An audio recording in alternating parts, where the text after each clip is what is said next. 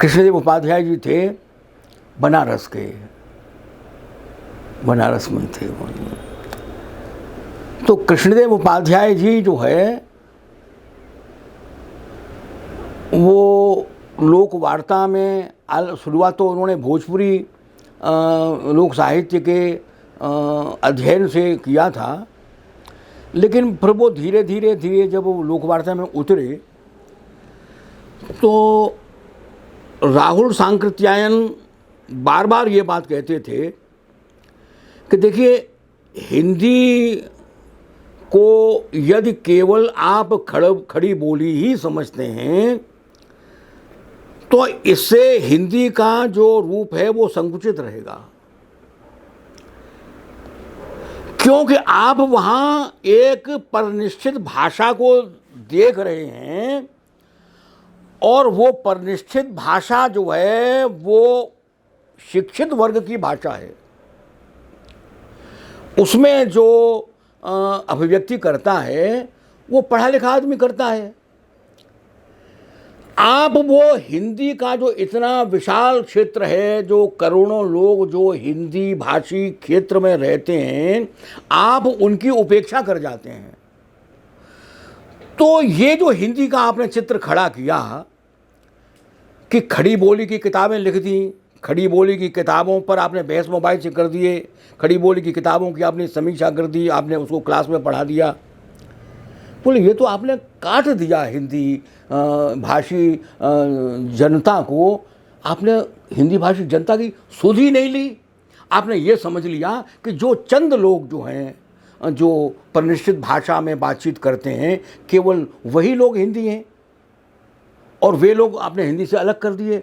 जो मेवाती बोलते हैं, जो बांगरू बोलते हैं, जो कोरवी बोलते हैं, जो ब्रज बोलते हैं, जो भोजपुरी बोलते हैं, ये तो आपने अन्याय किया, एक तरीके से छेक दिया आपने।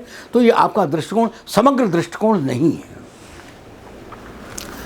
राहुल सांकृत्यायन ने तो बहुत माने अंदर की शोध लेने वाले महामनीषी थे। महापंडित कहा जाता है, इसलिए उनको महापंडित कहा जाता था।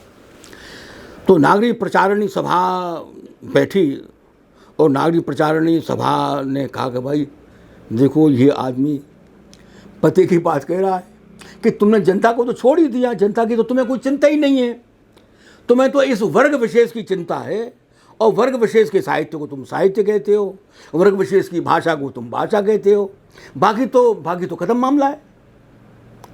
आपका दृष्टिकोण कितना संकीर्ण दृष्टिकोण है अपना।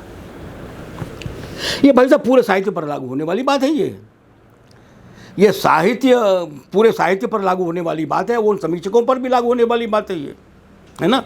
क्यों कि वो केवल मुट्ठी भर लोगों के संबंध में ही सोच रहे हैं यार मेरे, इसलिए वो लोग से कटे हुए हैं, लोक जीवन से कटे हुए हैं। लोक जीवन पर उनका कोई असर नहीं, बहुत तूफान मचाते हैं, चाय की प्याली में तूफान ले आते हैं, है ना।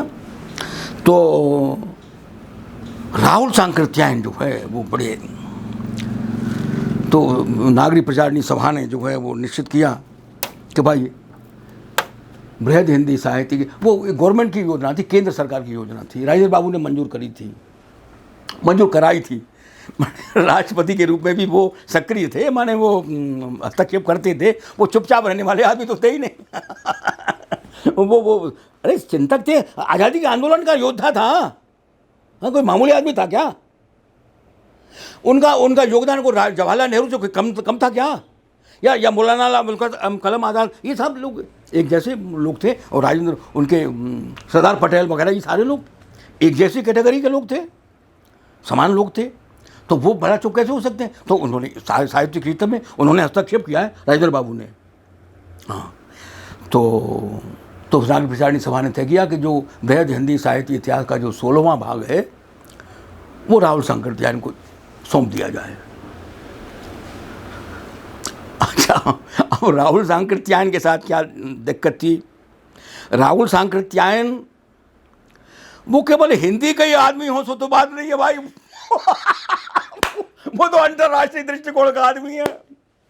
वो राष्ट्रीय दृष्टिकोण को भी संक्रमण कर गया। वो इस दृष्टिकोण का आदमी था। उनको सब चीन जाना पड़ा। तो उन्होंने कहा यार काम तो मैंने ही लिया था, अब क्या करूं। तो उन्होंने कहा देखो भाई कृष्णदेव उपाध्याय, अब देखो मैं तुम्हें नक्शा समझा रहा हूं, अब तुम इस नक्शे को समझ लो भाई, और अब ये काम तुम करना है। देखो भूमिका मैं लिख दूंगा आगे आगे आगे आकर के, बाकी मैंने ले लिया, लेकिन क्या करूं यार, अब करना तुमको ही पड़ेगा। प्रधान संपादक मैं हूं तो बना दिया है तो हूं मैं, लेकिन अब तुम ही। कृष्णदेव उपाध्याय ने जो है वो काम अपने ऊपर ले लिया। राहुल शंकरत्याय जी ने उनको दिया, उन्होंने उनको स्वीकार कर लिया। जहाँ तक मैंने अंक जो खंड देखे हैं उनमें सबसे बड़ा जो खंड है वो 16वां खंड है, 16वां भाग है, सबसे बड़ा भाग है। और वो कृष्णदेव उपाध्याय ने उसे पूरा किया। कृष्णदेव उपाध्याय ने राहुल शंकरत्यायन की दृष्टिकोण को लेकर के, तो कृष्णदेव उपाध्याय ने लोक संस्कृति और लोक के महत्व को, वो जो दृष्टि थी जो राहुल शंकरत्यायन के मन में जो घूम रही थी, उसको ग्रहण किया और स्वयं इतने सक्रिय हुए कि उन्होंने इलाहाबाद में एक नेशनल सेमिनार लोकवार्ता को लेकर के कर दिया, जिसमें सभी प्रांतों के, तमिलनाडु तक के सभी लोगों को बुलाया। और उस ज़माने में माने 60-70 के बीच में, 60-70 के दशक में वहाँ उन्होंने वो सेमिनार किया, बड़ा सम्मेलन किया, जिसमें बड़े बड़े दिग्गज लोग जो है वो पधारे। बाद में फिर वो विद्यानिवास मिश्र जी को वो एक लोक साहित्य समिति का काम मिला था, वो बात वहीं तय हुई थी, उस समिति में ये बात तय हुई थी। श्री नारायण चतुर्वेदी जी भी वहाँ थे, कमलेश त्रिपाठी जिनकी मैं आपसे चर्चा कर रहा हूँ वो भी वहाँ थे। ये राजस्थान के जो लोक नाट्य कठपुतली देवीलाल सामर जी,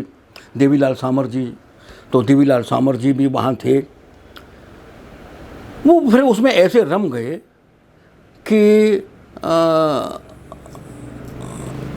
अमेरिका से और इंग्लैंड से और जहाँ से कहीं से जहाँ भारतीय लोकवार्ता को लेकर के जब प्रश्न आया किसी देश के अध्येताओं के सामने, तो वो कृष्णदेव उपाध्याय को उन्होंने याद किया।